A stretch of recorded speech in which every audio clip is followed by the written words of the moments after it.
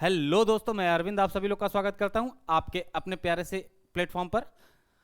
दोस्तों, जैसा कि हम लोग प्रीवियस लेक्चर्स के अंदर बात कर चुके हैं कि हम लोग प्रीवियस लेक्चर के अंदर जो सोल्यूशन चैप्टर को लेकर बात कर रहे थे, ईपी बोर्ड का चैप्टर नंबर 1, ठीक है, उसके अंदर हम लोगों ने 2 लेक्चर्स आपके साथ डिस्कस किया हुआ है, ठीक है, जिसमें हम लोगों ने सोल्यूशन क्या होता है, सोल्यूशन कितने टाइप्स के होते हैं, सोल्यूशन किस किस किस प्रकार के होते हैं, ये सारी चीज़ें हम लोगों ने डिस्कस कर रखी थी।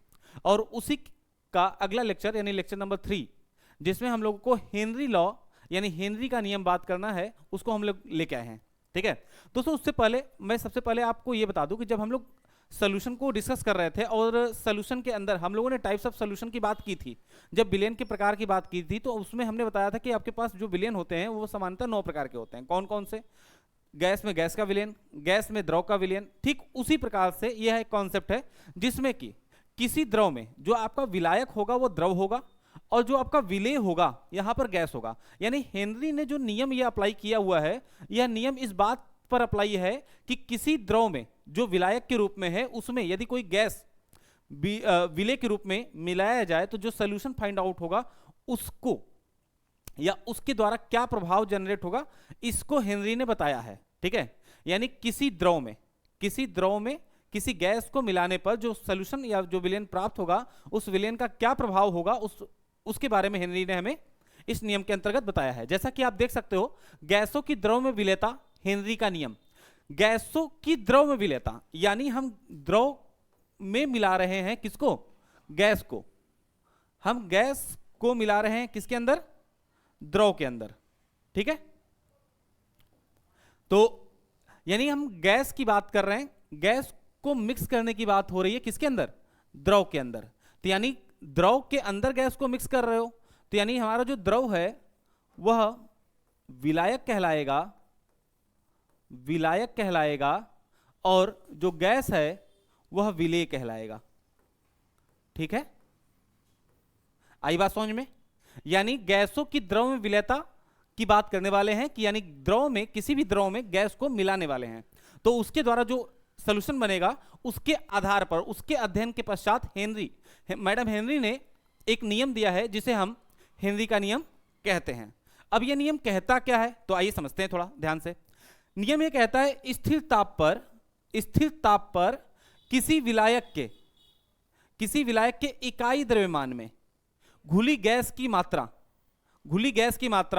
गैस के दाब के समानुपाती होती है। मतलब यदि आप टेम्परेचर कांस्टेंट लेते हो, कांस्टेंट टेम्परेचर पर किसी विलायक के इकाई द्रव्यमान में जितनी गैस की मात्रा घुलेगी वह गैस के दाब के समानुपाती होगा, ठीक है। यानी यदि हम विलायक का द्रव्यमान W माने, ठीक है, द्रव्यमान है, वेट W मान ले, और गैस की मात्रा जो गैस का दाब है उसे हम P मान ले, ठीक है। तो उस अवस्था में मैडम हेनरी ने जो स्टेटमेंट दिया है, हेनरी के द्वारा जो स्टेटमेंट दिया गया है वह है P प्रोपोर्शनल टू W, ठीक है। कुछ लोग कहेंगे नहीं sir W proportional to P, बात है कही है भाई अभी, ठीक है। यानी W प्रोपोर्शनल टू P ये स्टेटमेंट दिया गया है। उसी स्टेटमेंट को उन्होंने एक और तरीके से बताया है कि दिए गए ताप पर, यानी ताप कांस्टेंट होना चाहिए, दिए गए ताप पर किसी विलायक में घुली गैस का आयतन, यानी कि किसी भी निश्चित ताप पर, ताप कांस्टेंट होना चाहिए, टेम्परेचर कांस्टेंट होना चाहिए, उस कांस्टेंट टेम्परेचर पर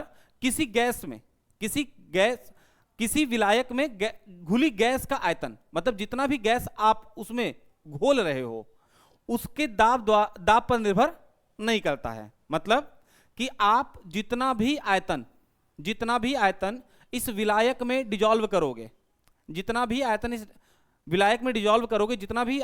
विलायक में घोलोगे, वह इस बात पर निर्भर नहीं करता है कि उसका दाब कितना है, कम है या ज्यादा है। ऐसा नहीं कि ज्यादा दाब हो जाएगा तो ज्यादा घुलेगा या कम दाब हो जाएगा तो कम घुलेगा, ऐसा नहीं है। मतलब वो दाब पर निर्भर ही नहीं करता है, ठीक है। मतलब दिए गए ताप पर किसी विलायक में घुली गैस का आयतन उसके दाब पर निर्भर नहीं करता है। या तीसरा स्टेटमेंट क्या है? किसी गैस द्रव के विलयन में, गैस द्रव का विलयन का मतलब क्या है भाई? जैसा कि हमने पहले ही बताया कि आपको हमने विलयन जब पढ़ाया था पहले लेक्चर के अंतर्गत, तो वहां पे बताया था कि गैस का गैस में विलयन, गैस का द्रव में विलयन, गैस का ठोस में विलयन, इस प्रकार के विलयन की बात हुई थी। यहां पर जो बात हो रही है हमारी, वह गैस द्रव विलयन की बात हो रही है। गैस द्रव विलयन की बात की जाए तो गैस द्रव विलयन का मतलब क्या है? आपके पास जो गैस है वह विलेय के रूप में है, ठीक है, वह विलेय के रूप में है, और जो आपके पास द्रव है वह विलायक के रूप में है, ठीक है। वह किस रूप में है? विलायक के रूप में। यानी गैस द्रव के विलयन में जो आपके पास गैस है वह विलेय के रूप में है और जो द्रव है वो विलायक के रूप में है, और इन दोनों के मिलने से प्राप्त हुआ एक विलयन, ठीक है। इन दोनों को जब आपने मिलाया, विलेय और विलायक कंबाइंड हुए, तो जो सॉल्यूशन मतलब जो लिक्विड आपके पास हुआ उसे हम क्या कहेंगे? सॉल्यूशन कहेंगे। क्लियर है?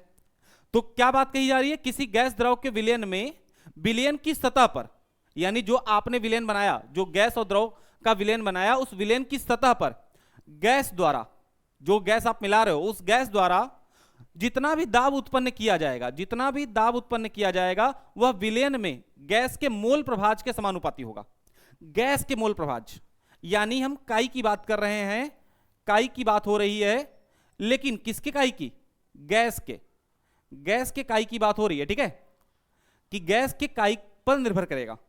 यानी किसी गैस द्रव के विलयन में विलयन की सतह पर गैस द्वारा उत्पन्न किया गया दाब विलयन गैस के मोल प्रभाज के समानुपाती होगा।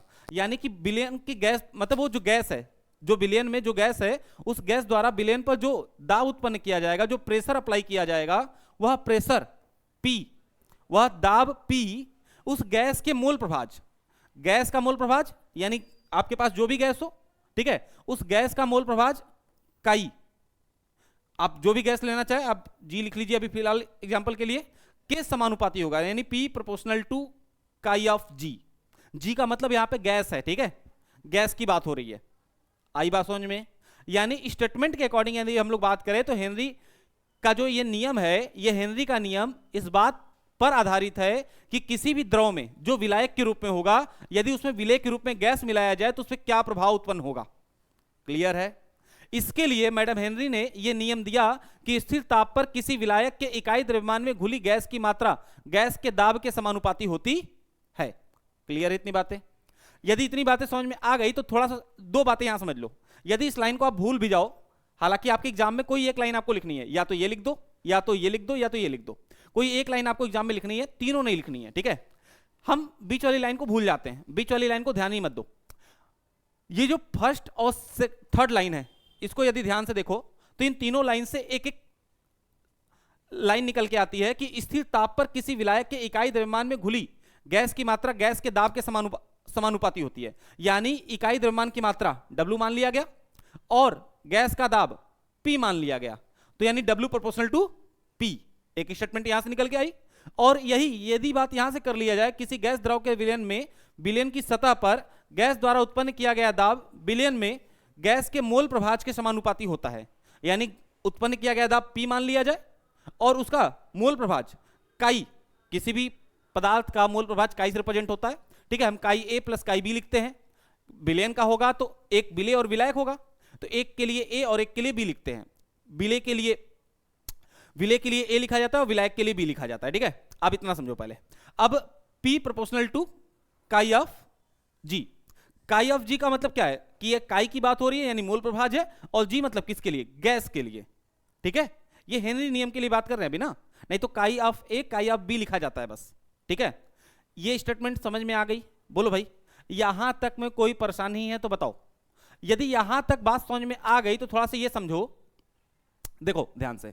यानी इस स्टेटमेंट से एक लाइन हमें निकल के आई कि W proportional to P, W proportional to P, यही बात बोली गई ना, W प्रोपोर्शनल टू P, ये बात बोली गई।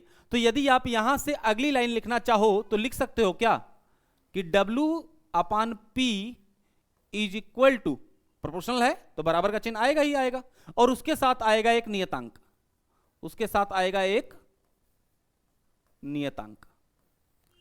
बात समझ में आ रही है? यानी W by P equal to नियतांक। हेनरी नियम द्वारा ये आप लिख सकते हो, ठीक है। हेनरी के नियमानुसार ये लाइन आप लिख सकते हो कि W by P proportional equal to नियतांक। नियतांक क्या है भाई, अभी वो आगे समझ में आएगा। अभी के लिए फिलहाल के लिए इसमें कुछ भी नहीं बोला गया है, इतना ही बोला गया, ठीक है। क्लियर है इतनी बातें? यदि यहां तक में कोई दिक्कत है तो आप कमेंट करके हमसे पूछ सकते हो, यदि समझ में आ गया हो तो आगे बढ़ते हैं। ठीक है, यानी सीधे सीधे कहा जाए तो यहां से एक लाइन लिख सकते हो आप। क्या लिख सकते हो सर? तो एक लाइन जो आप लिख सकते हो इसमें, ठीक है, देखो एक चीज समझो, मतलब कि हेनरी के नियमानुसार यदि हम लोग बात करें तो हेनरी ने यह कहा कि यदि आप किसी गैस द्रव के विलयन में आप यदि इसकी मात्रा घटा या बढ़ा रहे हो ना, तो उस केस से, उस अवस्था में या उस स्थिति में इसके आयतन में कोई भी प्रभाव उत्पन्न नहीं होता है। ठीक है, इसके आयतन में कोई परिवर्तन नहीं आता है, यह हेनरी ने कहा। और उसके बाद हेनरी ने यहां पर एक स्टेटमेंट लिख के दिया कि हेनरी का एक स्टेटमेंट है सिंपल सा कि P इज इक्वल टू के एच इंटू एक्स। मतलब जो थर्ड वाली लाइन, अभी अभी हम लोगों ने थर्ड वाली एक लाइन पढ़ी थी, ठीक है, ये P प्रोपोर्शनल टू काई ऑफ G।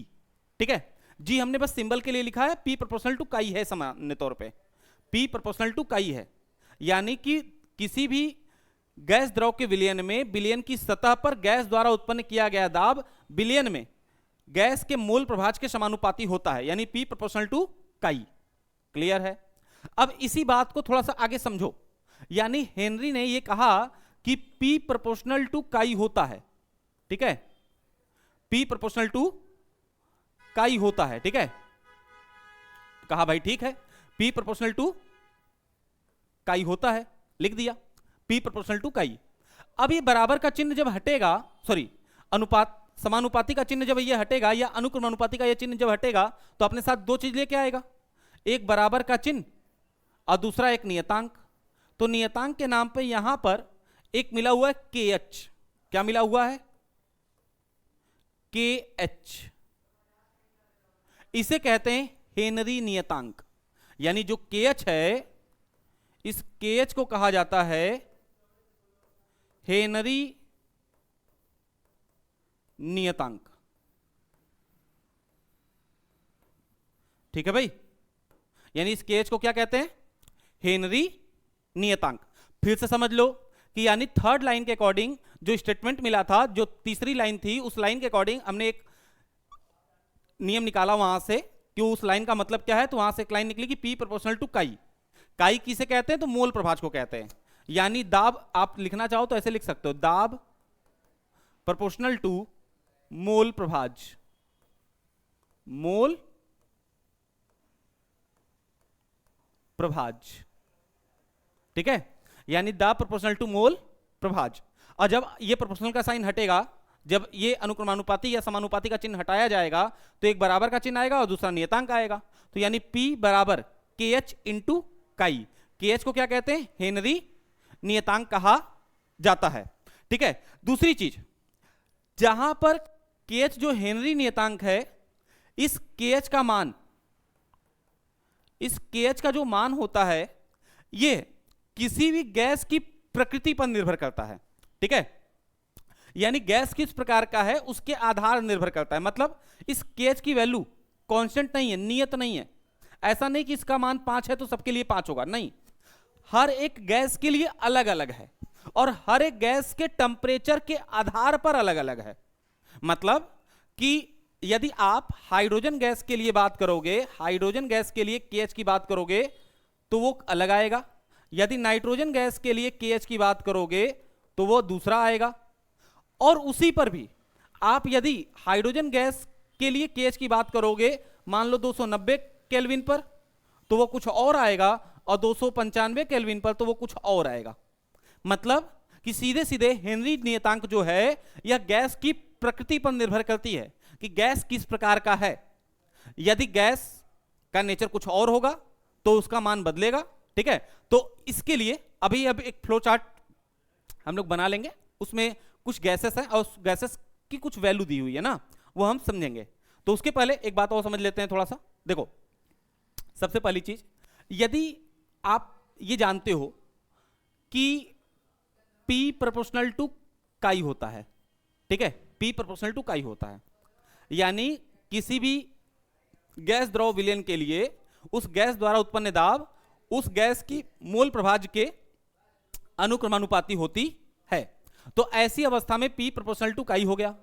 अब कोई कहे कि इन दोनों के ग्राफ, इन दोनों के बीच एक ग्राफ जनरेट कराइए, तो भाई दोनों प्रोपोर्शनल है ना, दोनों यदि समानुपाती हैं तो इस केस में यदि एक का मान बढ़ाओगे तो दूसरे का मान बढ़ेगा, और यदि एक का मान घटाओगे तो दूसरे का मान भी घटेगा। क्लियर है? तो उस अवस्था में जो इसका ग्राफ जाएगा, इनका जो ग्राफ बनेगा, ठीक है, इस अवस्था में इनका जो ग्राफ बनाया जाएगा, ठीक है, यदि हम यहां पे P लिख दें और यहां पे हम काई लिख दें, तो इस अवस्था में इसका जो ग्राफ होगा वो एक स्ट्रेट लाइन होगा, एक सरल रेखा होगा। क्यों? क्योंकि ये दोनों एक दूसरे के अनुक्रमानुपाती हैं, और अनुक्रमानुपाती होने की अवस्था में, अनुक्रमानुपाती होने की अवस्था में यदि P का मान बढ़ेगा तो काई का मान भी बढ़ेगा, और P का मान घटेगा तो काई का मान भी घटेगा। क्लियर है? इतनी बातें समझ में आ गई? यदि इतनी बातें समझ में आ गई तो आप वीडियो को लाइक कर दीजिएगा, और चैनल पे नए हो तो चैनल को सब्सक्राइब भी कर लीजिएगा। ठीक है, अब इस अवस्था में यदि इतनी बातें समझ में आ गई तो अब थोड़ी सी हम लोग बात ये करने वाले हैं कि कौन सी गैस के लिए हेनरी ने किस गैस के लिए किस टेम्परेचर पे कितना मान दे रखा है। ठीक है, तो सामान्य तौर पे सबका फ्लो चार्ट बनाना तो पॉसिबल नहीं है। ठीक है, यदि आपको जो ये सब्जेक्ट हम लोग पढ़ा रहे हैं, यदि इसका हैंड रिटन नोट्स चाहिए, ठीक है, हालांकि ये नोट्स भी आपको मिल जाएगा हमारे टेलीग्राम चैनल पर, ठीक है, आप वहां से डाउनलोड कर सकते हो, और नहीं तो फिर हमारे ऐप पे मिल जाएगा। ठीक है, ऐप का लिंक डिस्क्रिप्शन में मिल जाएगा।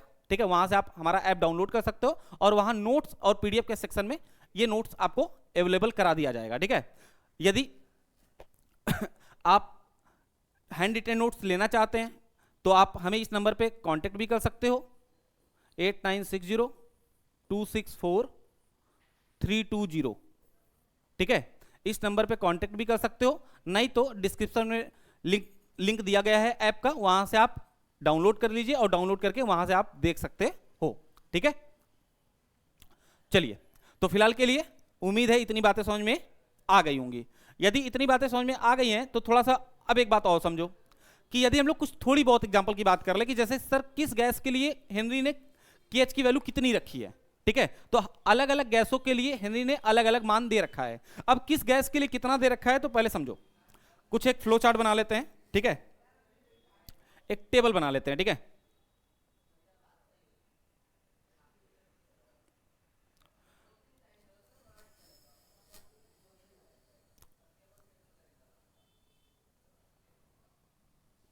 एक फ्लो चार्ट बना लेते हैं। ठीक है, क्या बनाएंगे भाई? गैस, कौन सा गैस है, ठीक है, और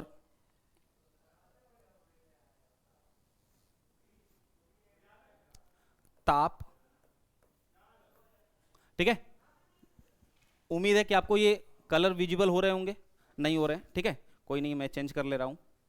और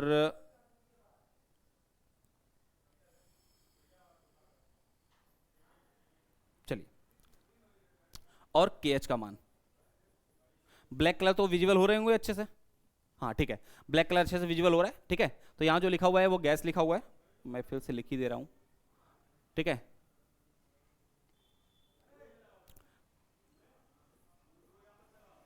गैस, ताप और KH का मान। ठीक है, किस गैस का मान किस टेम्परेचर पर कितना है, ठीक है, इसकी बात हम लोग करने वाले हैं। जैसे हम हीलियम गैस की बात कर लें। ठीक है, हीलियम गैस, ठीक है, हीलियम की बात कर ली जाए, या हाइड्रोजन की बात कर ली जाए, या नाइट्रोजन की बात कर ली जाए, या फिर N2 की ही एक अलग टेम्परेचर पे बात कर ली जाए। ठीक है, N2 गैस की, मतलब हीलियम, हाइड्रोजन, नाइट्रोजन, और एक एग्जांपल ले लेते हैं ऑक्सीजन। ठीक है, आप देख रहे होंगे कि हमने जो बात अभी अभी आपको कही कि KH की वैल्यू, ये जो KH का मान है यह डिपेंड करता है इस बात पर कि ये जो आप गैस ले रहे हो उस गैस का टेम्परेचर क्या है और उसका नेचर क्या है, उसकी प्रकृति कैसी है। कांस्टेंट KH की वैल्यू नियतांक नहीं होती है, नियत नहीं होती है। ठीक है, ये अलग अलग गैस के लिए अलग अलग टेम्परेचर पे अलग अलग होती है। ठीक है, जैसे यदि हम लोग ताप की बात करें हीलियम गैस के लिए, तो हीलियम गैस की बात करें तो 293 केल्विन पर, ठीक है, 293 केल्विन, 293 केल्विन, ठीक है। हाइड्रोजन गैस की बात करें तो ये भी 293 केल्विन, नाइट्रोजन गैस की बात करें तो ये भी 293 केल्विन, लेकिन ये सेकेंडरी नाइट्रोजन जो है ये है 303 केल्विन, 303 केल्विन, और उसके बाद जो O2 गैस है वो भी 293 केल्विन, ठीक है। यानी गैस हमने कौन सा लिया, helium, hydrogen, nitrogen, nitrogen, oxygen. Nitrogen 2 बार लिया, एक नाइट्रोजन की वैल्यू 293 केल्विन पर और एक नाइट्रोजन की वैल्यू 303 केल्विन पर। तो उसके लिए जो KH का मान आया, उसके लिए जो इसमें KH की वैल्यू दे रखी है, पहले हीलियम के लिए यदि बात कर ले तो KH की वैल्यू जो है वह 144.97, 144.97, ठीक है, 144.97। यदि हाइड्रोजन के लिए बात कर लें तो 69.16, 69.16, 69.16, और यदि नाइट्रोजन के लिए बात कर लिया जाए तो ये वैल्यू है 76.648, 76.48।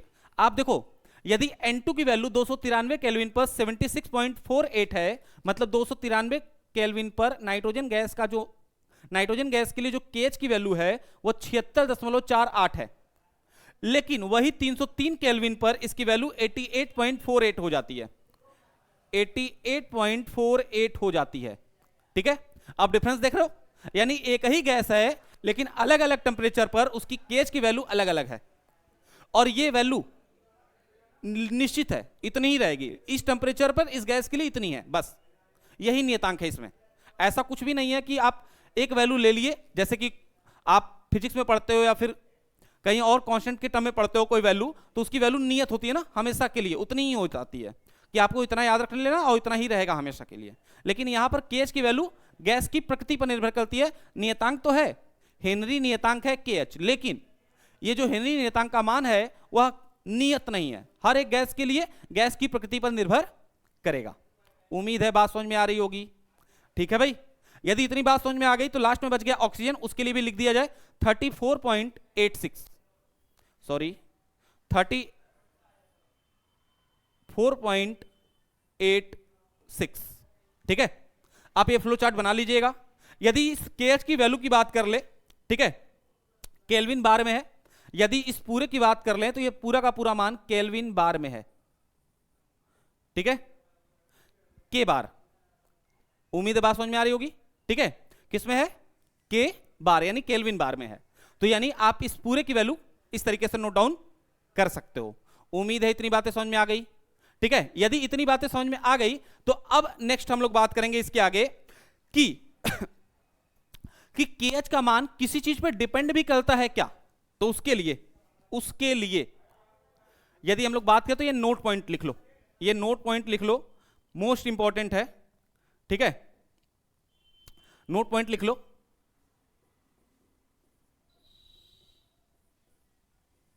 कि जो KH का मान है, नोट पॉइंट है कि ये जो KH का मान है उसके लिए जिस भी गैस के लिए KH का मान, जिस भी गैस के लिए KH का मान जितना अधिक होगा, ठीक है, उसकी विलेयता उतनी कम होगी। यानी जिस गैस के लिए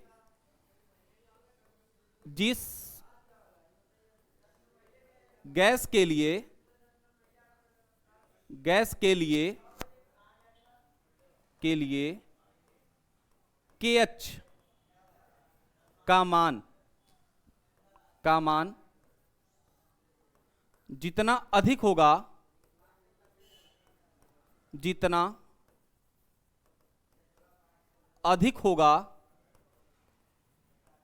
अधिक होगा, उसकी विलेयता उतनी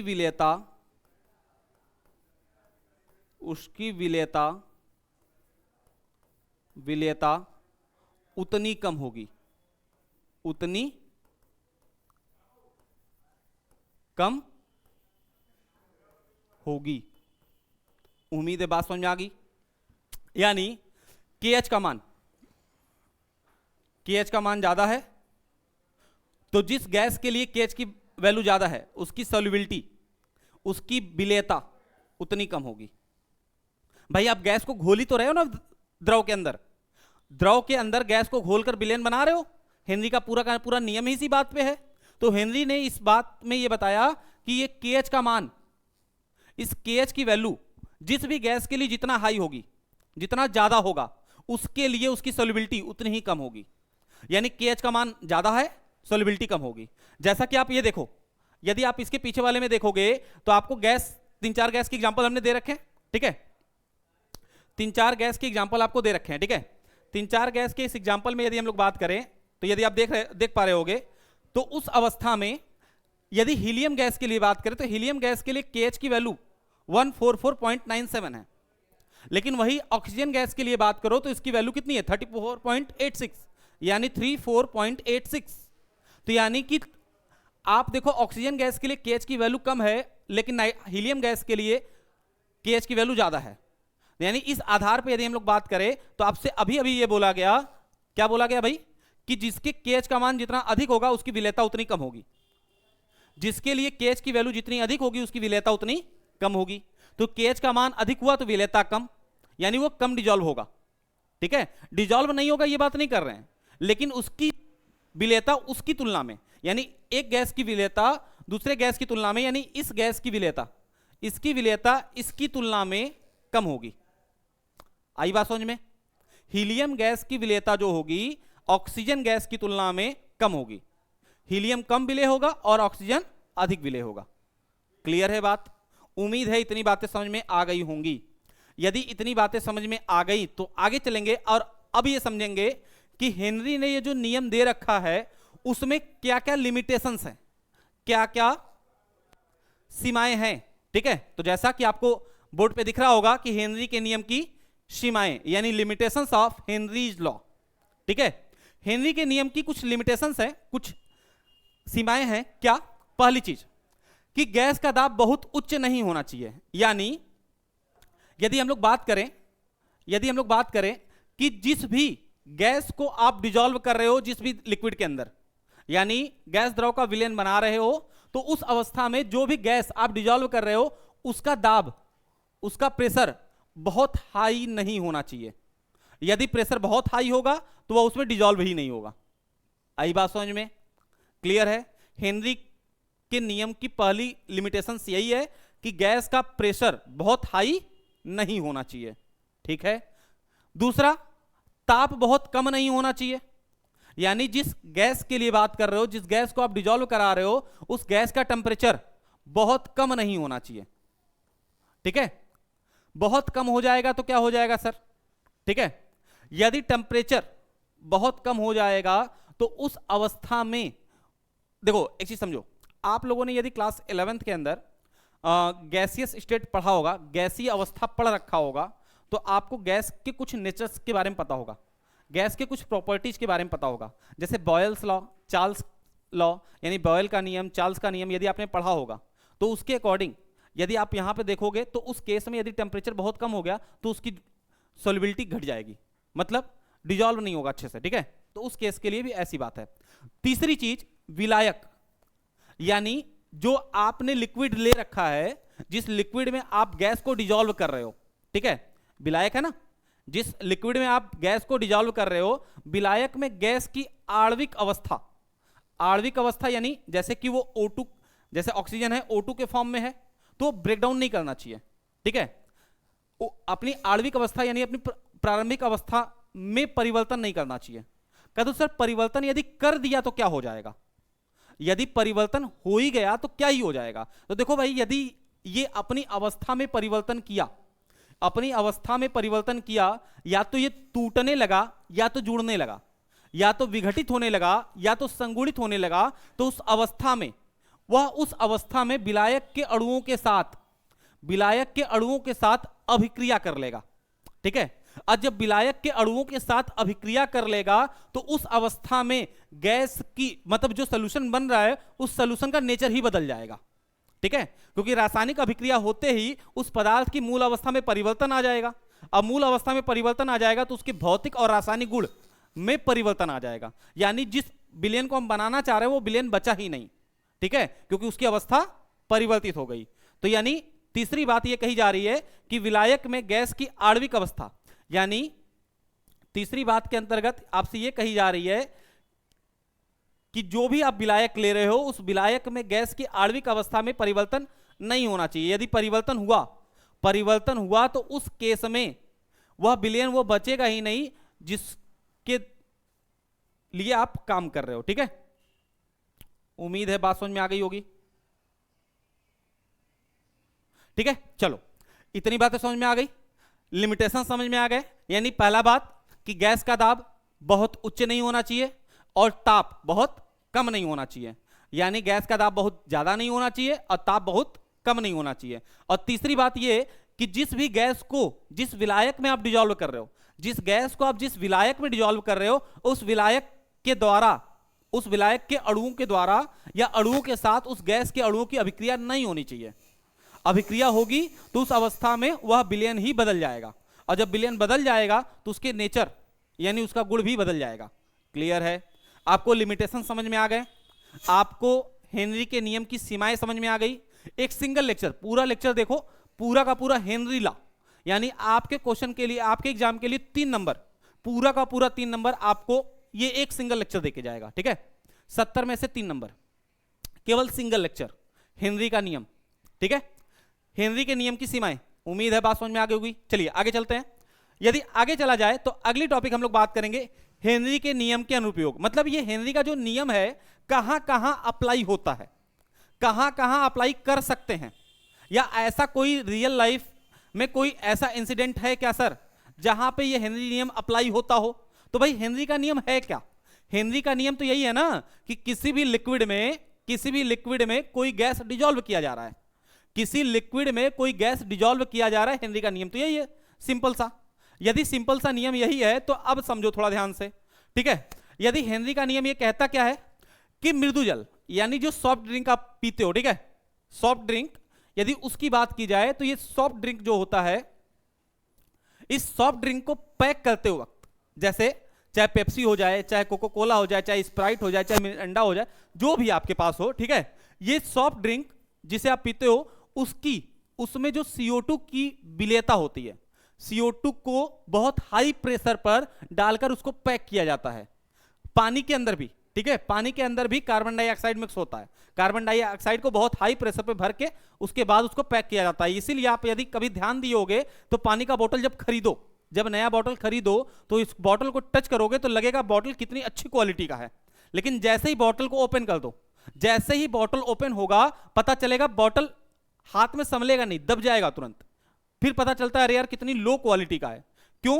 क्योंकि जब तक वो बोतल खुला नहीं होता है तो उसमें बहुत हाई प्रेशर पर कार्बन डाइऑक्साइड भरा होता है, जिसकी वजह से वो बोतल पूरा का पूरा बहुत ही प्रेशराइज्ड होता है, ठीक है, बहुत ही दबित होता है अंदर से, तो जिसकी वजह से वह बहुत अच्छा देखने में लगता है। तो यानी पहली केस यहां पे हो गई कि मृदु जल यानी जो सॉफ्ट ड्रिंक है उसमें कार्बन डाइऑक्साइड की विलेयता बढ़ाने के लिए उसको उच्च दाब पर सील किया जाता है, उसके प्रेशर को बहुत हाई रखा जाता है, जिसकी वजह से कि उसमें कार्बन डाइऑक्साइड डिजोल्व हो सके। दूसरा, गहरे समुद्र में गोताखोरी करने वाले लोगों के श्वसन मिश्रण में O2 के साथ साथ हीलियम गैस मिलाई जाती है। मतलब यदि कोई गोताखोर, आप यदि किसी गोताखोर को देखे होगे जो समुद्र के अंदर जाता है तो आप देखे होगे कि एक मास्क लगाता है, बड़ा सा सिलेंडर अपने पीठ पर लाद के तब जाता है वो, ठीक है। तो अब बात ये आती है कि उस सिलेंडर के अंदर क्या होता है भाई, ठीक है, तो सिलेंडर के अंदर होती है उसकी श्वसन क्रिया के लिए गैसें, ठीक है। तो सामान्य सी बात है कि आपको पता है श्वसन क्रिया में हम लोग 2 गैसें यूज करते हैं, एक एब्जॉर्ब करते हैं और एक इमिट करते हैं, यानी एक को अवशोषित करते हैं और एक को उत्सर्जित करते हैं। जिसे अवशोषित करते हैं उसका नाम ऑक्सीजन है, यानी O2 हम कहते हैं उसे, ठीक है, प्राण वायु भी कहा जाता है उसे, ठीक है। देन और दूसरा जो हमारे पास जिसे हम उत्सर्जित करते हैं उसे हम कार्बन डाइऑक्साइड कहते हैं, जिसकी वजह से हमारे वातावरण का तापमान बहुत तेजी से बढ़ भी रहा है। ऐसा नहीं कि केवल हमारे उत्सर्जन से बढ़ रहा है, बहुत सारी प्रक्रियाएं हैं जिसके द्वारा बढ़ रहा है, ठीक है। गहरे समुद्र में गोताखोरी करने वाले लोगों के श्वसन मिश्रण में O2 के साथ हीलियम गैस मिलाई जाती है, ठीक है। हीलियम गैस जब मिलाई जाती है तो उसका मेन मकसद क्या होता है कि हीलियम गैस के कारण जब वह व्यक्ति समुद्र की गहराई में होता है तो समुद्र की गहराई के कारण समुद्र की सतह में उस वाटर मॉलिक्यूल्स के कारण उसकी बॉडी पे जो प्रेशर लगाया जाता है वह प्रेशर यदि वो उस प्रेशर के साथ बाहर आएगा तो उसकी बॉडी बहुत ज्यादा पेन करेगी, ठीक है, बहुत ज्यादा दर्द करेगी, जिसकी वजह से आप ऑक्सीजन गैस के अंदर यदि हीलियम का मिश्रण डाल देते हो तो वो जो उसका पेन होगा वो थोड़ा कम हो जाएगा, होगा जरूर लेकिन थोड़ा कम हो जाएगा। तो जिसके वापस ऊपर आने पर दर्द के प्रभाव को निष्क्रिय या कम किया जा सके, ठीक है, निष्क्रिय या कम किया जा सके, उसके लिए हीलियम गैस का मिश्रण ऑक्सीजन में मिक्स करके भरी जाती है। यानी दूसरा एग्जांपल आपके पास ये रहा कि ऑक्सीजन में आप हीलियम गैस मिला रहे हो, यानी लिक्विड और गैस के कॉम्बिनेशन की बात यहां पे हो रही है। और लिक्विड और गैस का कॉम्बिनेशन आप इस तरीके से दो एग्जांपल देख चुके हो। आइए तीसरे की बात कर लेते हैं।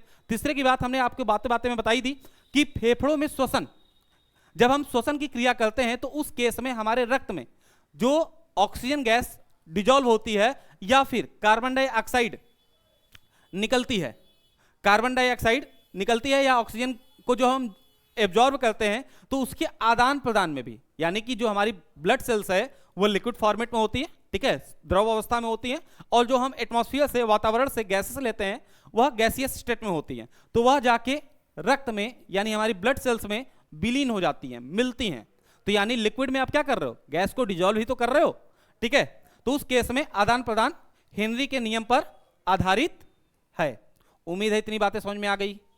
यहां तक में कोई दिक्कत, यहां तक में कोई दिक्कत है तो बताओ भाई, ठीक है, यहां तक में कोई दिक्कत है तो बता दीजिए, ठीक है, यहां तक में कोई दिक्कत है तो आप कमेंट करके बता सकते हैं, नहीं दिक्कत है तो कोई नहीं, आगे चलते हैं, ठीक है। अब हेनरी लॉ पर हम कुछ क्वेश्चन भी लेके आए हैं, ठीक है, कुछ क्वेश्चन लगाएंगे हेनरी लॉ पर। जैसा कि पहले समझो आप, हम लोगों ने ये एक सिंगल लेक्चर और आपका एग्जाम के लिए 3 नंबर लेके आएगा, एक सिंगल लेक्चर आपके एग्जाम के लिए 3 नंबर लेके आएगा। यानी हेनरी लॉ के अंदर यदि हम लोग पूरी टोटल बात करें तो हम लोग ने क्या क्या बात की। सबसे पहली चीज कि हेनरी का नियम क्या है, दूसरी बात कि हेनरी के नियम की क्या क्या लिमिटेशंस हैं, और हेनरी के नियम के क्या क्या उपयोग हैं। ये तीनों बातें हम लोगों ने कर रखी है। अब हम लोग क्या बात करने वाले हैं कि हेनरी के नियम पर आधारित कुछ क्वेश्चंस, ठीक है, कुछ क्वेश्चंस करने वाले हैं। क्वेश्चन आपके सामने दिख रहा होगा कि H2 जल के लिए KH का मान, KH यानी ये KH जो है वो ये है, ठीक है, यहां लिख दे रहा हूं मैं, KH हेनरी नियतांक है, ठीक है, KH का मान 5.34 इंटू 10⁷ टोर है, ठीक है। यदि 25 डिग्री सेल्सियस ताप पर हाइड्रोजन गैस का विलयन के आंशिक दाब, यानी जो गैस है वो H2 है, किसमें डिजॉल्व कर रहे हो, जल में डिजॉल्व कर रहे हो, तो इस गैस के द्वारा इस जल की सतह पर जो दाब लगाया जा रहा है वो 760 टोर है। तो हाइड्रोजन गैस की विलेयता ज्ञात कीजिए, हाइड्रोजन गैस की विलेयता फाइंड आउट करनी है, यानी कि हाइड्रोजन गैस के कितने अणु, ठीक है, हाइड्रोजन गैस के कितने अणु डिजॉल्व हुए, इसकी बात हम लोग को करनी है, ठीक है। हाइड्रोजन गैस के अणुओं की विलेयता हमें बतानी है। क्लियर है भाई? यदि इतनी बात समझ में आ गई तो अब बात ये आती कि सर पहले तो ये समझाओ कि इसमें क्या क्या गिवन है और इसमें से क्या क्या हमें निकालना है। तो सबसे पहली चीज समझो, कैलकुलेशन का तरीका ही यही है कि सबसे पहली चीज कि जब आपको क्वेश्चन मिले, तो उस अवस्था में आप सबसे पहले लिख लोगे। क्या लिखोगे भाई? सॉल्यूशन। और सॉल्यूशन में सबसे पहला काम करेंगे कि दिया है, क्वेश्चन पढ़ेंगे और लिखेंगे कि क्या क्या दिया है और क्या क्या पूछा गया है। तो सबसे पहली चीज हमें गैस दे दी गई है हाइड्रोजन के नाम पे, और हमें जल के नाम, द्रव के नाम पे जल दे दिया गया है, यानी विलायक के नाम पे जल है और विलेय के नाम पे हाइड्रोजन गैस है, ठीक है। और हाइड्रोजन गैस के लिए KH का जो मान दे रखा है, यानी KH का मान ले लेते हैं। हाइड्रोजन गैस के लिए KH का मान जो दे रखा है वो 5.34 इंटू 10⁻7 दिया हुआ है। कितने टेम्परेचर पर? तो टेम्परेचर भी लिख ही लेते हैं, हालांकि टेम्परेचर की कोई रिक्वायरमेंट नहीं है, ठीक है, फिर भी लिख लेते हैं। T का मान कितना है? 25 डिग्री सेल्सियस। 25 डिग्री सेल्सियस है तो केल्विन में कन्वर्ट कर लीजिए, तो 273 ऐड करना पड़ेगा, ठीक है। क्या करना पड़ेगा? 273 ऐड करना पड़ेगा, ठीक है। तो 273 प्लस 25 कितना आ जाएगा? 298, 5 3 8, हाँ 298, ठीक है। और उसके बाद क्या दिया है? हाइड्रोजन गैस के विलयन के लिए के ऊपर आंशिक दाब यानी P दिया हुआ है, ठीक है, वेपर प्रेशर दिया हुआ है, सॉरी ये कितना दिया हुआ 760 ये दे रखा है।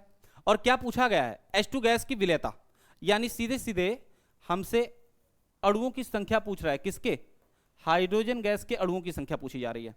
हाइड्रोजन गैस के अणुओं की संख्या पूछी जा रही है कि कितना होगा। तो सबसे पहली चीज यदि बात करें कि कितना होगा, थोड़ा स्पेस की कमी हो रही है, ठीक है, यहां एक काम कर लेते हैं, इसको थोड़ा छोटा कर लेते हैं, ठीक है।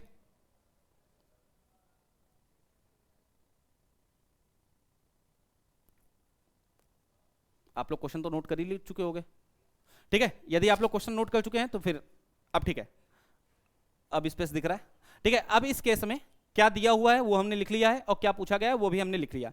अब बात ये आती है कि इसको सॉल्व कैसे करेंगे। तो सबसे पहली चीज आपको हाइड्रोजन गैस के लिए बतानी है, ठीक है। किसके लिए बतानी है, हाइड्रोजन गैस के मोलों की संख्या बतानी है। कैसे निकालते हैं, तो सबसे पहली चीज एक बात समझो, आपने एक फार्मूला पढ़ रखा है क्या, कि KH इज इक्वल टू, नहीं सबसे पहले P इज इक्वल टू, ये सॉरी आपको पता है कि ये हेनरी के नियम पर आधारित क्वेश्चन है, तो हेनरी नियम तो लगना ही लगना है। तो हेनरी का नियम क्या है, P is equal to KH into chi, ठीक है। ये काई क्या है भाई, मोल प्रभाज, किसका, हाइड्रोजन गैस का, ठीक है। अब निकालेंगे कैसे, देखो सबसे पहली चीज कि यदि हम यहां से काई की बात कर ले तो काई बराबर कितना दे रखा है, P/KH, P का मान भी दे रखा है और KH का मान भी दे रखा है, निकाल लेते हैं। P का मान कितना दे रखा है भाई, P का मान दे रखा है 760, और KH का मान कितना दे रखा है 5.34 इंटू 10⁻7, ठीक है। यानी 760/5.34 इंटू 10⁻7 ये वैल्यू दे रखी हुई है, ठीक है। अब आप इसे यदि कैलकुलेट करोगे तो कैलकुलेट करने के बाद जो फाइनल आंसर इसका आएगा, ठीक है, आप घर पे कैलकुलेट कर लीजिएगा, हम यही कर दे रहे हैं, ठीक है। आप आराम से कैलकुलेटर लेके बैठिएगा, लेकिन एग्जाम में कैलकुलेटर ले जाने की अनुमति नहीं होगी ना, तो इसलिए खुद से करिएगा। यदि आप इसको डिवाइड करोगे तो 142.3 इंटू 10⁻7 ये आएगा, ठीक है। इतनी वैल्यू आएगी। ये किसकी वैल्यू आ गई सर, ये तो काई की वैल्यू आ गई, लेकिन हमें काई तो चाहिए नहीं सर, हमें काई नहीं चाहिए ना, हमें क्या चाहिए, हमें चाहिए N।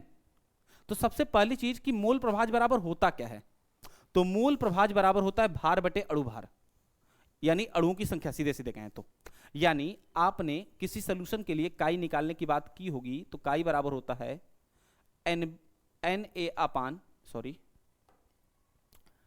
यदि आपने काई की बात की होगी तो काई बराबर होता है Na/NB प्लस Na, ठीक है। कुल मिला जुला के ऐसे समझो, ये NB क्या है Na क्या है वो सब छोड़ो, ठीक है, सब बाद में बात करेंगे। बस इतना समझो कि मूल प्रभाज बराबर होता है विलेय के अणुओं की संख्या बटे बिलियन में कुल अणुओं की संख्या, ठीक है। अब बिलियन में कुल अणुओं की संख्या विलेय और विलायक दोनों की बात होती है, ठीक है। अब किसका निकालना है उसके आधार पे बात होती है, यानी काई बराबर ऊपर जिसका हमें निकालना है, ठीक है। तो हमने विलेय बोला, विलेय ही क्यों बोला सर, विलायक बोले होते तो ये फार्मूला ये भी होता है, ये फार्मूला ये भी होता है, यानी NB/Na प्लस NB, ठीक है। देखो नीचे सेम है, नीचे की वैल्यू सेम है, ऊपर बदल रहा है Na और NB, Na और NB। अब ये ऊपर वाली जो वैल्यू चेंज हो रही है उसमें क्या मतलब है इसका, यदि आपसे विलेय पूछा जाएगा, ठीक है, जब विलेय पूछा जाएगा तो Na लिखिएगा, मतलब A विलेय के लिए लिखा जाता है, और जब विलायक बोला जाएगा तो आप B लिखिएगा, यानी विलायक के लिए B लिखा जाता है। तो आपको काई की वैल्यू दे रखी है ना, ठीक है, काई की वैल्यू दे रखी है। आपको इस बात में अब N की वैल्यू निकालनी है, जहां पे ये मोलों की संख्या है। N क्या है, मोलों की संख्या है। N क्या है भाई, तो N बराबर होता है मोलों की संख्या। ये सारी चीजें हम लोग आगे पढ़ेंगे अभी, ठीक है, मोलों की संख्या। और N बराबर होता क्या है, तो N बराबर होता है भार बटे अणु भार, भार बटे अणु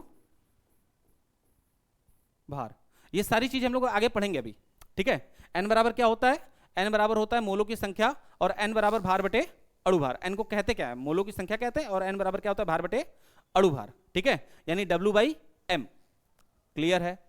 अब ये बात तो कही जाती है, ठीक है, अब ये बात कही जाती है। अब इस केस में यदि आपसे ये कहा जाए कि आपको काई निकालना है, तो काई निकालना है तो आपको Na और Nb चाहिए सर। यदि आपको Na और Nb चाहिए तो आप Na और Nb की वैल्यू लाओगे कैसे? तो ऐसा एग्जाम्पल मान लेते हैं कि क्वेश्चन के अनुसार ये मान लिया जाएगा कि 1 लीटर विलेय में, ठीक है, 1 लीटर विलेय में इसका यानी जो सोल्यूशन आप बना रहे हो उसका 1 मोल डिजॉल्व किया जा रहा है, ठीक है, यानी कि 1 लीटर विलायक है यानी 1 लीटर जल है जिसमें हाइड्रोजन का 1 मोल डिजॉल्व किया जा रहा है। बस ये कॉन्सेप्ट मानना पड़ेगा, ठीक है। बहुत गर्मी है भाई, ठीक है, तो इतनी बात माननी पड़ेगी। अब इतनी बात मानते हुए हम लोग बात करेंगे, तो आइए सेकंड पेज पे चलते हैं, तब वहां लगाते हैं, ठीक है। तो सबसे पहली चीज काई ऑफ H2 के लिए बात करेंगे हम लोग, हाइड्रोजन के लिए बात कर रहे हैं, तो यानी कि Na upon Na plus Nb, ठीक है।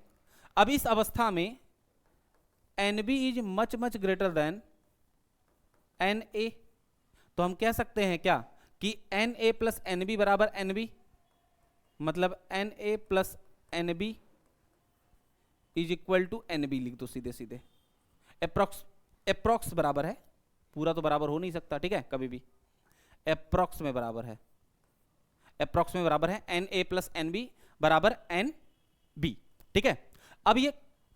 अब इस केस में काई ऑफ H2 की वैल्यू आप लोगों ने अभी अभी निकाल रखी थी, कितनी निकाल रखी थी, 142.3 इंटू 10 टू पावर माइनस 7, तो वो रख लेते हैं भाई, पुट कर लेते हैं वहां पर 142.3 into 10 to power minus 7 is equal to Na, ठीक है, Na निकालेंगे, Na बट्टे में Nb, Nb तो निकालना ही तो है ना हमें, Nb का मान तो हमें निकालना ही है, ठीक है, सॉरी Na का मान तो निकालना ही है, तो ये Nb कितना होगा सर?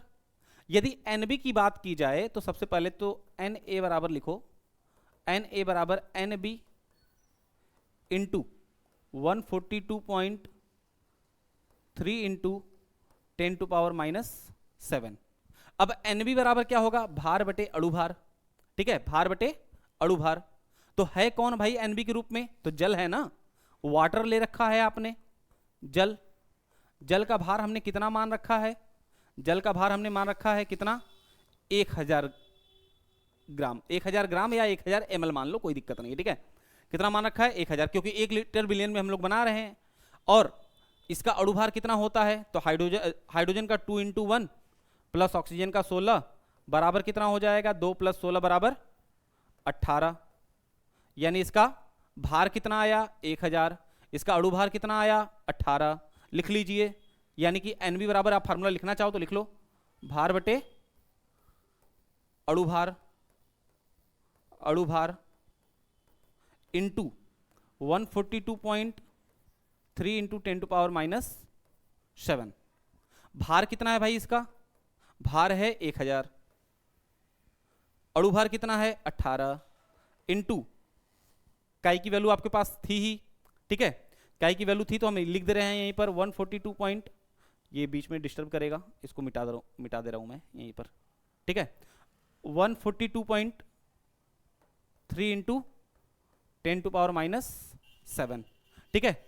जब आप इसे फाइनल कैलकुलेट करोगे 142.3 इंटू 10 टू पावर माइनस 7, जब आप इसे फाइनल कैलकुलेट करोगे तो फाइनल कैलकुलेट करने के बाद जो Nb का मान आएगा, जो Nb के अणुओं की संख्या आएगी वह होगी 7.89 इंटू 10 टू पावर माइनस 4 मोल प्रति लीटर, ठीक है, यानी 7.89 इंटू 10 टू पावर माइनस 4 मोल प्रति लीटर।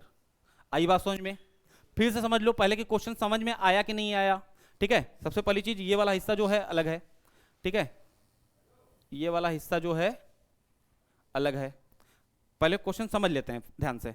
पहले क्वेश्चन क्या था हमारे पास, हाइड्रोजन जो जल में डिजॉल्व हो रहा है उसके लिए KH का जो मान है, जो KH का मान है वो 5.34 इंटू 10⁷ है।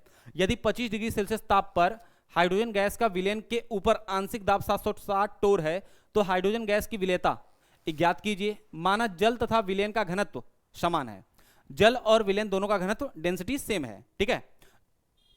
अब इस अवस्था में दे क्या रखा था हमें, KH का मान दे रखा था, KH की वैल्यू हमने लिख ली, टेम्परेचर दे रखा था जिसका यूज नहीं है हमारे पास, दाब दे रखा था वो भी हमने लिख लिया, और NH2 निकालना था हमें, NH2 हमें निकालना था। अब उस केस में तो P equal to KH into x, Hindi के नियमानुसार यही होता है, P equal to KH into x, जहां P क्या है आंशिक दाब है, KH क्या है हेनरी नियतांक है, और X क्या है मोलों की संख्या। तो काई बराबर P अपान KH हो गया, जिसकी वैल्यू 760 अपान 5.34 इंटू 10⁷ आ गई। यहां तक जानने के बाद फिर हमें यह बात समझनी पड़ी कि ये काई क्या है। तो ये काई जो होता है किसी भी विलयन में विलेय या विलायक का मोल प्रभाव होता है। विलेय का हुआ तो काई ऑफ ए लिखते हैं, विलायक का हुआ तो काई ऑफ बी लिखते हैं।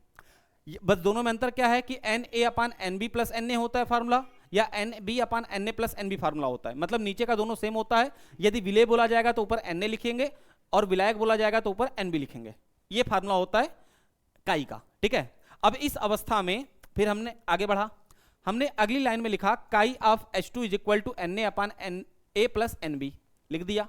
NB का मान बहुत ज्यादा बड़ा होगा Na की तुलना में, तो Na plus NB is equal to हमने NB लिख दिया, यानी Na plus NB is equal to NB हमने लिख दिया, ठीक है। अब इस केस में chi of H2 is equal to Na upon Na plus NB, chi of H2 की वैल्यू कितनी है 142.3 इंटू 10⁻⁷ वो हमने लिख दिया, is equal to Na upon NB। Na विलेय का है और NB क्या है विलायक का है, सो ठीक है। अब इस केस में जो Na बराबर NB इंटू, आप यहां से देखो इस NB को इधर मल्टीप्लाई कर दो तो क्या आ जाएगा Na बराबर NB इंटू 142.3 इंटू 10⁻⁷। जब आप इसे भेजोगे तो NB इज इक्वल टू क्या होगा भार बटे अणु भार, ठीक है, भार बटे अणु भार। इसका भार कितना है तो भाई आप जिसके लिए बात करो वो जल है ना, ठीक है। NB क्या है वाटर की बात हो रही है, विलायक है हमारे पास तो वाटर ही है, जिसका भार कितना है 1000 ग्राम। हमने मान लिया कि जो सोल्यूशन हमने बनाया है वह सोल्यूशन 1000 मतलब 1 लीटर विलियन में बनाया गया है। 1 लीटर विलियन में बनाया गया तो भार कितना होगा 1000 ml कह लो या 1000 ग्राम कह लो। और इसका अणुभार कितना आएगा तो जल का अणुभार 18 आता है, जिसको हमने निकाल के दिखा दिया कि हाइड्रोजन का 2 × 1 प्लस ऑक्सीजन का 16, तो 2 + 16 इक्वल टू 18 आएगा, ठीक है। तो यहाँ पे हमने वैल्यू पुटअप कर दी 1000 अपान 18 इंटू 142.3 इंटू 10⁻⁷, जिसे कैलकुलेट करने के बाद फाइनल आंसर जो आएगा वह 7.89 इंटू 10⁻⁴ मोल पर लीटर आएगा। उम्मीद है इतनी बातें समझ में आ गई होंगी आपको। यदि इतनी बातें समझ में आ गई हो तो वीडियो अच्छा लग रहा होगा तभी तो लास्ट तक टिके हो, ठीक है। और वीडियो अच्छा लग रहा हो तो चैनल को सब्सक्राइब कर दो नए हो तो, और चैनल पे यदि पुराने हो तो वीडियो को लाइक ही कर दो कम से कम, ठीक है। तो चलिए मिलते हैं नेक्स्ट वीडियो में, तब तक के लिए बाय बाय, थैंक यू।